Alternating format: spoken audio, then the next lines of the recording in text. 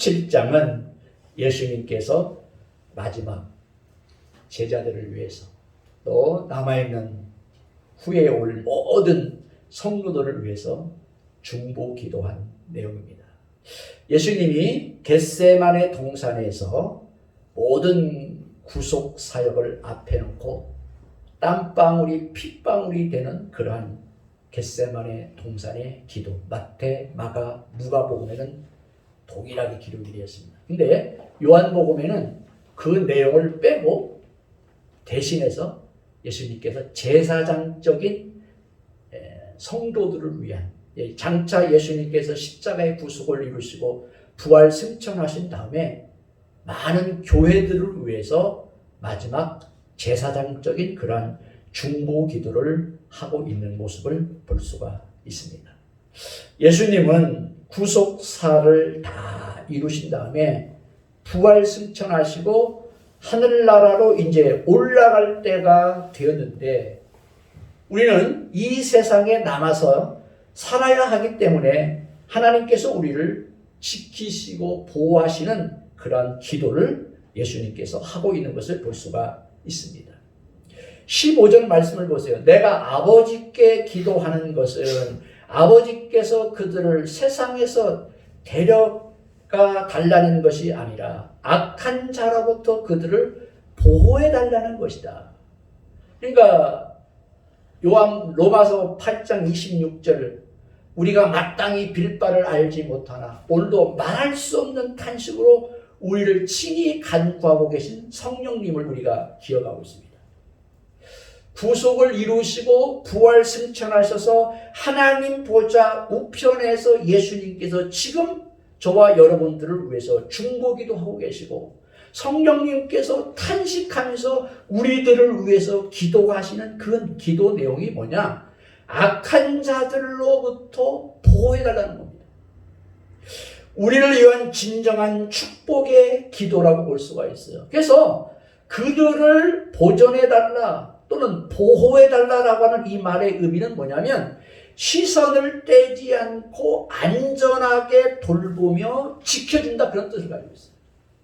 그러니까 하나님 보좌 우편에서 예수님께서 우리를 위해서 제사장적인 그러한 기도, 성령님께서 오늘도 말할 수 없는 탄식으로 우리를 위해서 기도하시는데, 그 기도가 우리가 악에 빠지지 않고 보호해달라고 하는 그러한 기도로 중보하고 계신다는 거죠.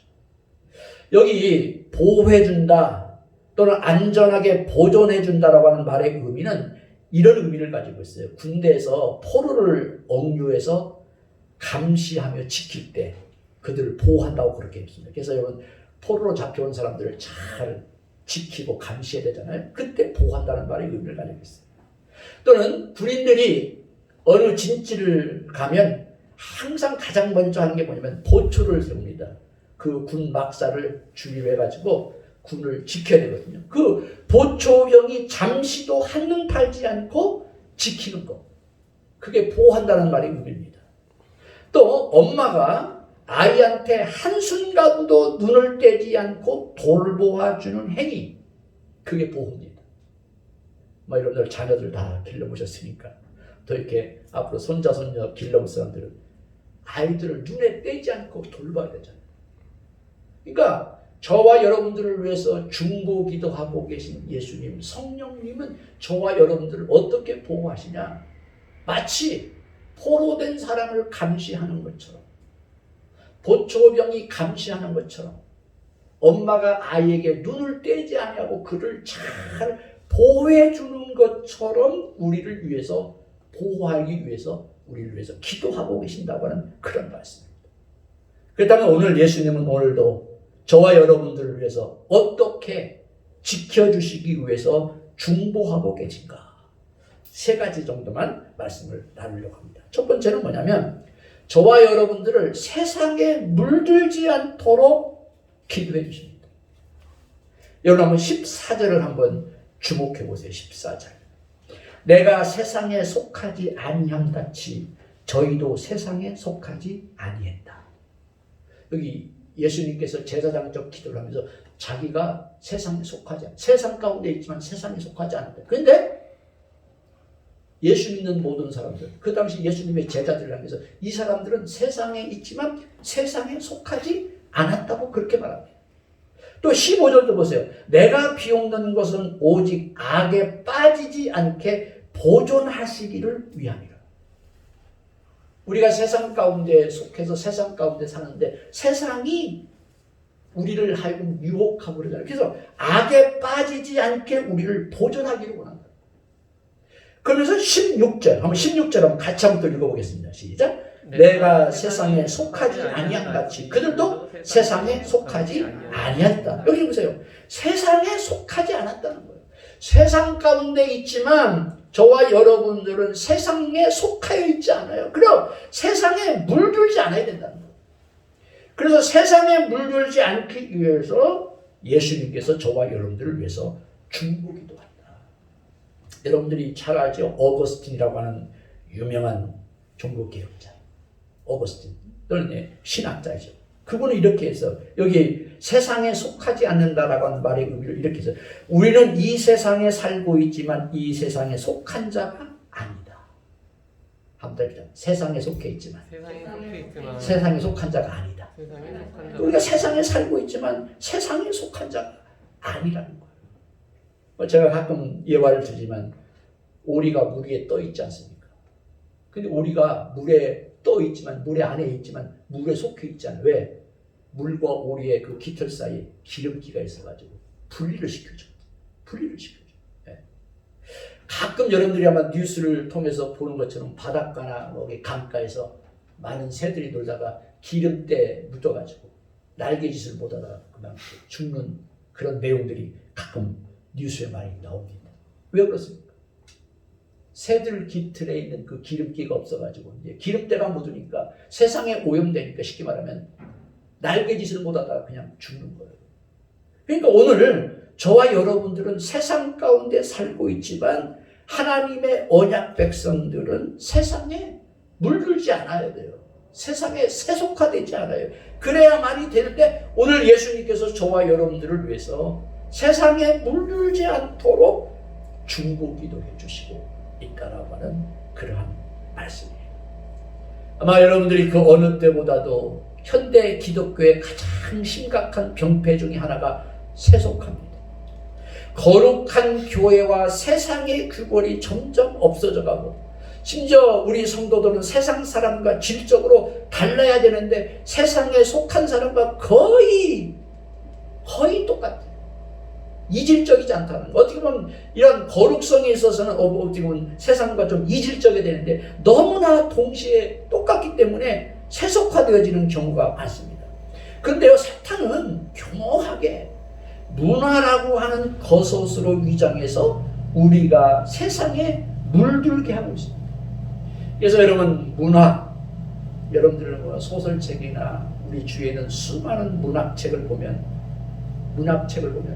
우리 기독교인들을 오염시키는 내용들이 너무나 많잖아요. 가끔 이야기합니다만 여러분 드라마 많이 보실 거예요. 그냥 평범한 보통 수준의 드라마는 재미없죠. 뭔 드라마가 재밌습니까? 불륜. 보통 사람들에서 일어나지 않는 내용. 그런 건 아주 스릴 있게 보는 거예요. 이게 문학, 미디어, 예술, 영화, 음악, 유행, 트렌드라고 하는 문화로 우리를 세속화시키는 모습들을 볼 수가 있습니다. 로마서 12장 2절 말씀을 현대 번역으로 이렇게 이야기했어요. 여러분은 문화에 너무 잘 순응하여 아무 생각 없이 동화되어 버리는 일이 없도록 하십시오. 대신에 여러분은 하나님께 시선을 고정하십시오. 아주 실제적인 지침입니다. 우리가 하나님께 시선을 고정하고 살지 않으면 아차 하는 순간에 아무런 생각 없이 세속의 문화에 동화되어 버리고 만다고 하는 그런 얘기예요. 그래서 로마서 12장 2절 이 세대를 본받지 말라. 여러분은 문화에 너무 잘 순응하여 아무 생각 없이 동화버리는 일이 없도록 하라. 그 말은 이 세대를 본받지 말라고 하는데 이 세대를 갖다가 영어 성경에는 this fashion이라고 나와요. 패션. 패션이 뭡니까? 풍조 아닙니까? this world, this fashion이라고 그렇게 말해요. 그러니까 이 세상의 유행이나 문화적 트렌드에 너무나 쉽게 동화되지 말라고 하는 그러한 당부입니다. 우리가 무방비 상태로 동화되는 대신 변화를 주도하면서 살아가라고 하는 그러한 지침을 주고 있는 것을 볼 수가 있습니다. 근데 우리는 앞에서 제가 말씀을 드렸지만 문학이나 예술이나 영화나 음악이나 유행이나 이런 트렌드에 너무나 일찍 빠져들어가고 말미암아 세속화되어지는 그리스도인들이 너무나 많이 있다고 합니다. 한번 저와 여러분들의 생활을 한번 되돌아보세요. 우리는 너무나 문화, 트렌드, 유행, 세상 풍조에 너무나 빨리 가요. 우리 기독교인들은 어떻게 보면 한 발 늦게 가야 됩니다. 좀 뒤쳐져도 괜찮습니다. 근데 오히려 앞서가려고 하는 경향이 없지 않아 있기 때문에 너무나 그리스도인들의 삶의 모습들이 세속화되어지는 그러한 모습들을 많이 볼 수가 있는 것을 볼 수가 있습니다. 사랑하는 성도 여러분, 우리가 세상의 트렌드, 세상의 유행, 세상 풍조가 우리의 영적인 기준을 좀먹어버리고 무력화시키는 경향들이 많이 있음을 다시 한번 기억하지 않을 수가 없어요. 마태복음 13장 19절을 보니까 이런 말씀이 있어요. 악한 자가 살며시 와서 우리가 받은 말씀의 은혜를 빼앗아갔다. 우리가 지난주 밭에 대한 그 옥토에 대한 비유를 들었잖아요. 길가에 떨어진 씨를 빼앗아갔다고 말하잖아요. 그게 뭐냐면 악한 자가 살며시 와서 우리 마음속에 있는 말씀, 또 하나님의 은혜, 하나님께 대한 관심, 이런 모든 것들을 다 빼앗아간다. 그래서 우리는 세속화되어지는 경향이 굉장히 많이 있음을 우리가 다시 한번 기억하지 않을 수가 없습니다. 굉장히 중요하죠. 사탄이 아무리 교묘하게 우리를 세상에 물들게 하려 하고 세속화시키려 해도 우리가 예수님과 함께 중보 기도하는 만큼 안전하다. 요한일서 5장 18절에도 보니까 하나님께서 쓰는 사람은 하나님의 보호를 받는다. 그러니까 여러분, 마귀는 건드리지 못한다는 거죠. 하나님의 말씀을 따라가고 하나님께 집중하는 사람들을 세상의 문화와 트렌드와 유행과 이러한 문학과 잘못된 예술, 이런 것들로 하여금 우리로 하여금 세속화시키는 그 모든 것들로부터 우리를 자유롭게 할 수가 있다. 근데 십자가를 앞에 놓고 예수님의 제자들과 앞으로 믿을 모든 사람들을 위해서 기도한 내용이 뭐냐? 세상에 물들지 않기를 위해서 기도하는 것을 볼 수가 있습니다. 우리는 사순절기를 당해서 정말 우리는 너무나 세상의 유행과 세상의 트렌드와 세상의 문화 때문에 우리가 물들어가고 세속화되어져 간 부분들은 없는가? 다시 한번 되돌아보는 가운데 주님께서 저와 여러분들을 위해서 세상에 물들지 않도록 중보기도 할 뿐만 아니라 저와 여러분들이 늘 세상에 세속화되지 않도록 기도하고 세상에 물들지 아니하고 고고하게 살아갈 수 있는 우리 모든 성도 여러분이 되시기를 바랍니다. 세상에 물들지 말아야 돼. 네. 너무나 우리가 오염되어졌잖아요. 두 번째는 우리가 세상에서 거룩하게 살도록 중보기도 하라고 계신 것을 볼 수가 있습니다. 예수님은 우리에게 세속화되지 말라고 하는 당부를 하신 후에 조금 더 적극적으로 축복하시는데 여러분 한번 17절 보세요. 17절. 그들을 진리로 거룩하게 하옵소서. 아버지의 말씀은 진리니이다. 그렇게 말하죠. 그 다음에 이어서 19절. 또 그들을 위하여 내가 나를 거룩하게 하오니 이는 그들도 진리로 거룩함을 얻게 하려 함이라. 여기 17절과 19절에 보니까 거룩하게 되기를 원하는데 어떻게 거룩하게 되냐? 진리의 말씀이 거룩하게 만든다. 그렇게 표현을 하고 있는 것을 볼 수가 있습니다. 우리는 세속화되지 않도록 조심할 뿐만 아니라 좀 더 적극적으로 성화되기를 원하는 거룩하게 되어지는 삶을 살아야 된다 하는 것을 여기 말씀하고 있는 것을 볼 수가 있습니다. 왜? 거룩하게 되지 않으면, 또 세속화되지 않으려면 악한 자가 와서 우리를 수없이 미혹하기 때문에 우리는 거룩함, 세속화되지 않는 그런 삶을 살아야 된다. 그래서 예수님은 우리를 위해서 지금도 끊임없이 중보 기도로 도와주고 있는 거예요. 뭘 위해서? 세속화되지 않을 뿐만 아니라 거룩하게 되라. 거룩하게. 여기 거룩이라고 하는 헬라어 원어는 하기오스라는 뜻이에요. 하기오스. 그래서 여기 17절, 19절에 보니까 하나님의 자녀로서 구별되게 살려면 거룩해야 된다. 근데 제가 앞에서 말씀을 드렸지만 거룩하게 사는 최고의 방법은 한번 따라볼까요? 진리의 말씀을 따르는 것이다. 진리의 말씀을 따를 때 우리가 거룩하게 되어지는 것이죠. 방법이 없어요. 다른 방법이 없어요. 요즘 우리는 얼마나 하나님의 말씀으로 자신의 마음과 영혼을 깨끗이 관리하며 살고 있는가. 우리는 날마다 영혼의 청소가 필요합니다. 하나님의 거룩한 말씀만이 우리의 내면을 성결하게 유지시켜 주기 때문에 그렇습니다. 시편 119편 10절에 보니까 우리가 주님의 말씀으로 마음을 성결케 하며 살아가자, 그런 말씀. 그러니까 다른 것이 필요 없어요. 우리 마음과 우리의 내면과 우리의 심령을 거룩하게 하고 깨끗하게 할 수 있는 방법은 진리인 말씀, 베리타스, 진리의 말씀밖에 없어요. 진리의 말씀.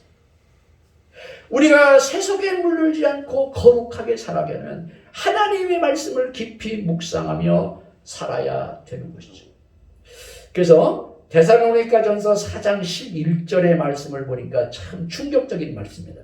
너에게 명한 것 같이 조용히 자기의 일을 하라. 그런 말씀입니다. 여기 조용한 삶을 사는 것을 너희의 열방으로 삼으라, 그런 표현이거든요.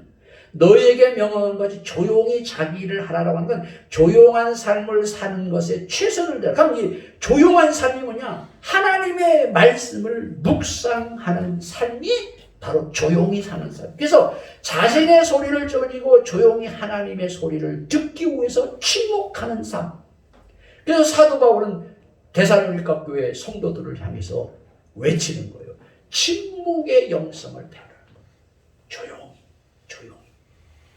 자기 일을 하는, 하나님의 음성을 들을 수 있도록 조용히 침묵하는 그러한 일을 하라고 하는 말씀을 볼 수가 있습니다. 우리가 고요히 하나님의 말씀을 묵상하며 주님의 음성에 귀를 기울일수록 거룩한 삶을 살아갈 수가 있기 때문입니다. 켄 가이어라고 하는 사람은 이런 말을 했습니다. 남에게 더 맑은 물을 퍼주기 위해서 자신의 내면 속으로 더 깊이 파고 들어가야 된다. 여러분, 여러분의 가족이나 여러분의 주위에 있는 사람들에게 맑은 영성을, 맑은 물을 퍼주기 위해서는 내가 더 깊이 들어가서 맑은 물을 마셔야 된다는 것. 그래야 남들에게 퍼준다고 하는 그런 의미를 가지고 있습니다. 제가 지난주에 어떤 강의를 들었어요. 이런 잘 아시는 변호사님, 강지원 변호사님이 그 아침마당에 나와서 강의하는 것을, 저는 그런 강의 듣는 걸 굉장히 즐기는데요. 너무나 충격적인 강의를 들었어요. 혹시 여러분 가운데 들은 사람이 있는지 모르겠어요. 그분이 나와서 뭔 얘기를 하냐면, 그 변호사님은 청소년들을 위해서 많은 일을 하고 사회 봉사하는 일을 많이 했잖아요. 근데 그분은 지금은 다른 일을 하더라고. 뭔 일을 하냐면 음식을 먹는, 음식에 관한 관심이 너무 많아가지고 통곡물, 지금 도정되지 않은 곡식을 먹어야만이 우리 몸이 건강하다는 거예요. 그래서 여러분들이 매일 주식으로 먹는 쌀밥 있잖아요. 백미를 먹지 말고 현미를 먹으라는 거예요. 그래서 아예 백미 자체를 먹지 말고 현미만 먹어라. 현미에다가 뭘 먹냐? 여러분 잘 아는 홍이나 여러 가지 잡곡류 있죠? 그걸 섞어서 밥을 만들어서 그걸 먹으면 고지혈증, 고혈압, 뭐 변비, 모든 질병이 다 치료된다고 하는 그런 논리를 피더라. 그분이 100권 이상이 되는 그런 전문 서적을 가지고 연구를 했답니다. 그래서 지금 그분이 하는 일은 그걸 하더라고요. 그러면서 그분이 그런 이야기를 해요. 백미를 먹지 말고 현미를 먹고 통곡물을 먹어서 여러분들의 몸을 건강하게 만들어요. 근데 본인은 그걸 몰랐다는 거예요. 이거 하면 다이어트까지 된다는 거예요. 심지어 다이어트까지. 근데 다이어트까지 되려면 어떻게 되냐? 이 통곡물의 음식을 많이 씹어야 된다. 잘게 부서질 때까지. 그래서 이걸 씹어가지고 그 씹는 그 통곡물이 달콤할 때 씹어야 그게 진짜 양분이 돼가지고 다이어트의 효과도 있고 온 몸의 질병들이 다 해결된다는 거예요. 그 강의를 듣다가 제가 무릎을 탁 쳤어요. 여러분, 저와 여러분들이 거룩하게 되는 방법 다른 것 없어요. 현미와 같은 순수한 하나님의 말씀을 내가 씹어 먹어야 돼요. 묵상해야 된다는 거예요. 제가 그래서 여러분이 계속 묵상 강조하는 거예요. 저작해야 되는 거예요. 입으로 씹어야 된다. 잘게 씹어 먹어야 된다.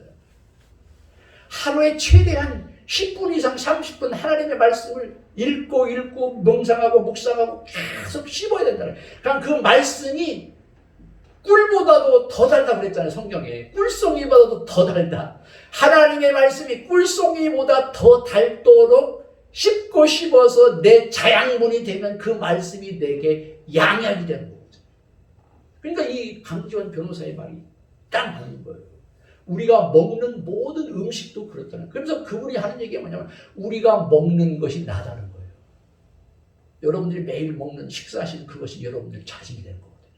근데 그 음식을 얼마나 통곡물로 먹느냐가 중요하시고 더 중요한 건 뭐냐? 얼마나 잘게 씹어서 달콤한 엿당이 될 때까지 바뀌어가지고 우리가 그것을 섭취하느냐에 따라서 다이어트 효과, 고혈압, 고지혈증, 뭐 변비 모든 게 다 청산이 된다.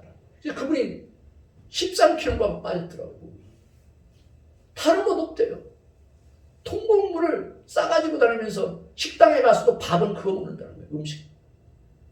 심지어 밥을 먹는데요. 밥을 먼저 먹고 반찬을 따로 먹어야 된대. 우리는 같이 먹잖아요.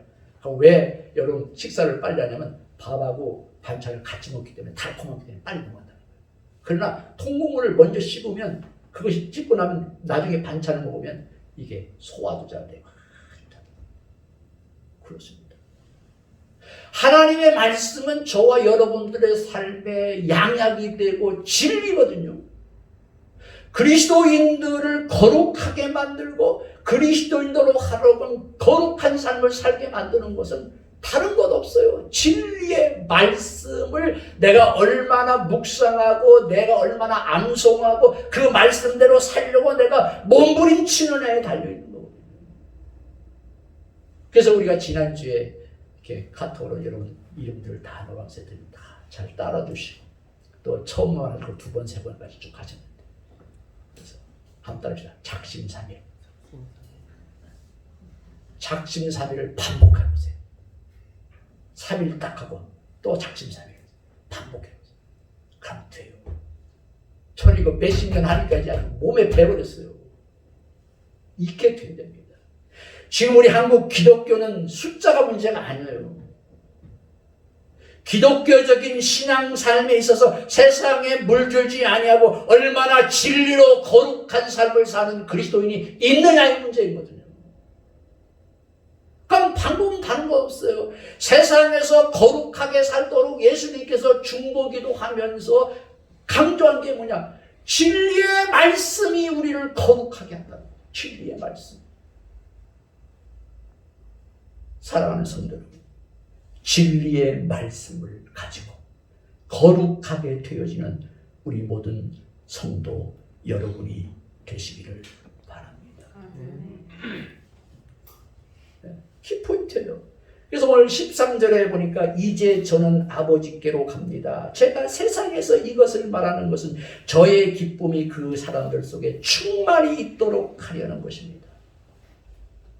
그래서 예수님께서 저와 여러분들을 위해서 세속화되지 않고 거룩하게 되도록 기도하는 이유는 저와 여러분들의 마음속에 기쁨이 충만하게 되기를 위해서 예수님께서 중보기도 하신다고 그렇게 말하고 있습니다. 여러분, 거룩한 삶을 원하십니까? 작심삼일을 계속 반복하시는 가운데 진리, 베리타스, 말씀의 진리가 여러분을 주장하고 그 말씀대로 준행해 살 때 우리는 거룩하게 될 줄로 믿습니다. 마지막 세 번째는 예수님은 무엇을 위해 기도하냐? 여러분 눈치채셨을 거예요. 21절부터 23절에 보니까 하나 되도록 중보기도하고 있습니다. 하나 되도록. 오늘도 교회를 위한 예수님의 중보기도는 21절 아버지께서 내 안에 계시고 내가 아버지 안에 있는 것과 같이 그들도 하나가 되어 우리 안에 있게 하여 주십시오. 그렇게 말하거든요. 하나님과 하나 되도록 먼저 기도하는 성도들끼리도 얼마든지 하나가 될 수가 있음을 이야기하고 있습니다. 그래서 저와 여러분들은 하나님과 하나가 되어야 하는 것이죠. 네. 여기 하나가 된다는 건 원리스라고 했어요. 원리스. 하나님과 완전히 하나 되는 상태로 들어오라는 요청입니다. 예수님은 우리가 하나님과 일치 연합하여 살아가라고 당부하고 있는 것을 볼 수가 있습니다. 대부분의 사람들이 교회 중심으로 신앙생활을 하다가 지난주도 그렇고 그 이전주도 그렇고 자꾸 이런 내용들이 우리에게 다가오는데요. 시험 드는 요인 중 하나가 뭐냐? 여러분 신앙생활 지금까지 오래 하셨잖아요. 혹시 여러분들 가운데 신앙생활 하면 시험이 들죠? 왜 시험이 드는 것 같아요? 왜 시험이 드는 것 같아요? 내가 하나님과 하나가 안 되니까 자꾸 시험을 네? 하나가 안 되기 때문에. 사람들과의 관계는 그런데도 좋아요. 그런데 작은 시험에도 쉽게 흔들리고 넘어져요. 왜 그러냐? 나와 하나님과 하나가 안 되고 하나님 사랑이 내 사랑이 하나가 안 되니까 자꾸 그 사이를 사탄 원수마귀가 비집고 들어와가지고 나를 넘어지게 만들어요. 하나님과 내가 하나고 하나님의 사랑, 내 사랑이 하나가 되고 있어요. 뭐가 있어요? 그래서 여러분 요한일서에 보면 사랑은 허다한 죄를 덮을 뿐만 아니라 사랑은 두려움도 내어쫓는다고 그랬잖아요. 두려움도 내어쫓는다. 하나님과 하나가 되고 하나님의 사랑이 내 사랑이 돼봐요. 거기는 아무런 두려울 것이 없거든요. 사탄 원수마귀가 틈탈 건드기가 없거든요. 그러나 하나님과 내가 하나가 안 되니까 자꾸 시험이 오고 시험이 오면 자꾸 흔들리고 넘어지는 것입니다. 그래서 여러분들이 아마 마귀를 디아볼로스라고 그렇게 표현하거든요. 헬라어로. 이 마귀라고 하는 디아블로스라고 하는 뜻은 뭐냐면 먼지까지 쪼개고 흩어지게 한다는 뜻이에요. 한번 따라합시다. 먼지까지 쪼개고 흩어지게 한다. 그 얘기는 뭐냐? 마귀는요 연합을 방해하고 분열을 일으키고 이간질을 합니다. 사이가 금이 가서 관계가 깨지게 합니다. 마귀는 교묘하게 함께 어울리지 못하는 성향을 만들어냅니다. 교회에 모이거나 공동체에 잘 적응하지 못한다면 그만큼 마귀에게 내가 이용당하고 있다고 하는 것을 기억을 하시대요. 그 원인은 단순해요. 하나님과 하나됨을 이루지 않고 살기 때문에 마귀가 틈을 타고 자꾸 내게 들어오는 거죠. 그래서 그걸 못 이겨요. 자꾸 넘어져요. 쓰러져요. 그러니까 자꾸 시험이 오는 거예요. 시험이 오지 않으려면 하나님과 내가 하나만 돼요. 합답이다. 하나님이 내 안에 내가 하나님 안에 영적인 연합을 이루면 시험이 올 수가 없거든요. 근데 많은 성도들이 신앙생활하다가 시험당하고 넘어지고 쓰러지는 가장 근본적인 이유는 하나님과 하나가 되는 신앙이 없는 거예요. 하나님과 하나가 아닌 거예요. 그러니까 그 빈 틈을 자꾸 원수마귀가 와가지고 틈타게 만들고. 성경에서 교회는 구원받은 성도들이 모이는 공동체라고 그렇게 말하고 있습니다. 그래서 예수님은 교회가 하나 되도록 중보기도 하시는 거죠. 22절 보세요. 하나님 아버지 우리가 하나 된 것 같이 저희도 하나가 되게 하옵소서. 여기 21절 이하에 보면요. 하나라고 하는 말이 6번이나 계속 반복돼요. 20절에도 보니까 먼저 믿는 자와 나중 믿는 자 모두가 다 하나가 되도록 예수님은 중보기도 하고 있는 모습을 볼 수가 있습니다. 그래서 여러분 잘 알잖아요. 교회의 본질은 연합입니다. 유니티, 연합입니다. 하나됨입니다. 모래는 서로 섞이기를 싫어하는 성분을 갖고 있습니다. 그래서 여러분 작은 물결에도 쉽게 쓸려가고 미미한 바람에도 가볍게 날아가는 게 모래 아닙니까? 그런데 여러분 모래 속에 시멘트가 들어가서 서로를 뭉치게 해주면 견고한 콘크리트가 됩니다. 콘크리트가 됩니다. 거대한 건축물을 이루는 것입니다. 그렇습니다. 구원받은 성도들의 무리가 교회인데 교회 안에 있는 모든 성도들이 다 다양하죠. 그러나 그들에게 하나님의 사랑, 예수님의 사랑으로 하나가 되어지면 견고하게 됐습니다. 그래서 예수님께서 제사장적인 중보기도 가운데 세 번째 하시는 이야기가 하나님과 내가 하나 된 것처럼 모든 사람들이 지금 믿는 사람이나 앞으로 믿을 모든 사람들이 다 하나 되기를 중보기도 하고 있는 것을 볼 수가 있습니다. 그러니까 여러분 하나 되기를 거절하는 것은 사탄의 역사입니다. 좀 제가 이런 얘기를 들어서 뭐합니다만 우리나라도 보면 정치하는 정치인들이 사회 통합을 이야기하면 자꾸 분리시키잖아요. 좌우로 막 나가는. 이거 하나님의 역사 아닙니다. 그러니까 지지율이 막 떨어지죠. 통합으로 가야 되거든요. 모두가 다 잘 살 수 있게 해야 되거든요. 그렇지 않잖아요, 지금. 조금 나쁜 말, 가진 자꾸 뺏어가지고 없는 사람 준다는 지금 얘기. 너무나 막 분열이에요, 분열. 엉망진창이에요.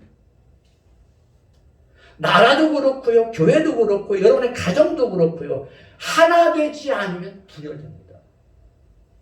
패망으로 갑니다. 그래서 예수님께서 마지막 제사장적 중보기도가 하나가 되는 거예요. 주님의 몸된 교회를 이루고 있는 교회는, 교회 공동체는 하나가 돼야 돼요. 근데 하나가 됨에 있어서 시험 드는 이유는 뭐냐? 내가 하나님과 하나가 되지 않죠. 내게 하나님의 사랑이 부족해서 그렇다. 내가 하나님 안에 없기 때문이다. 그래서 우리는 하나님의 사랑이 내 안에 부흥바 되도록 힘써야 되고 최대한의 노력을 경주할 뿐만 아니라 성도들끼리 하나가 되도록 협력해야 된다. 부단히 애써야 된다는 거죠. 사랑하는 성도 여러분, 예수님께서 십자가의 구속을 이루시고 부활하시고 승천하시기 전에 거룩하게 되기를 위해서 기도하셨고 세상에 물들지 않기를 위해서 기도하셨고 남아있는 모든 자들이 하나 되기를 위해서 중보 기도하셨음을 다시 한번 기억하는 가운데 주님의 중보 기도로 말미암아 모두가 세상에 물들지 않고 거룩할 뿐만 아니라 모든 삶의 현장 가운데 하나 되는 귀한 역사가 있기를 바랍니다. 찬양하겠습니다.